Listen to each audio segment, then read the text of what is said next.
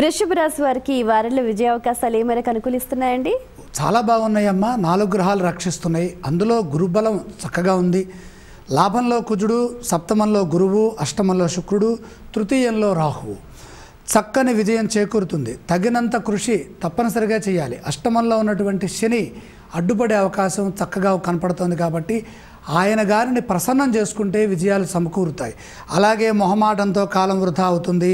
కాలం వృధా కాకుండా సద్వినియోగం చేసుకోండి.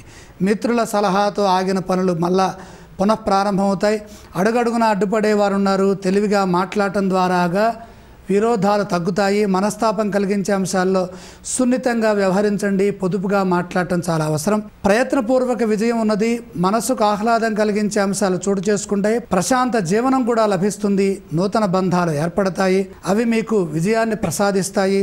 ఎదురు చూస్తున్న ఒక అంశం ఇప్పుడు పూర్తవుతుంది. ఉత్సాహంగా కార్యక్రమాన్ని పూర్తి చేయండి. అనుకున్న ప్రణాళికలని మార్చవద్దు. అనుకున్నట్టుగానే ఏది అనుకుంటారో అదే విధంగా పయనించండి. కార్యం పూర్తయ్యేంత వరకు నిరుత్సాహం చెందకుండా ముందుకు సాగండి. ధర్మ మార్గంలో పయనించడం తప్పనిసరి. ధైర్యం గెలిపిస్తుంది. వృషభ రాశి వారు పఠించవలసిన స్తోత్రాలు ఏవండి? ఇష్టదైవ స్మరణ చేసుకోవటం ఉత్తమ ఫలితానికి సంకేతం.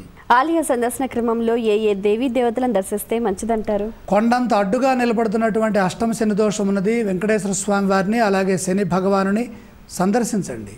ఈ రాశి వారు చేయవలసిన దానాలు ఏవండి? నువ్వులు దానం చేయడం ద్వారాగా శ్రమ తగ్గుతుంది. వృషభ రాశి వారికి ఈ వారంలో అష్టమ శని వల్ల అడుగడుగున ఆటంకాలు ఎదురయ్యే అవకాశాలు ఉన్నందున వాటికి తగ్గట్టుగా ధైర్య సాహసాలతో ముందుకు సాగాలని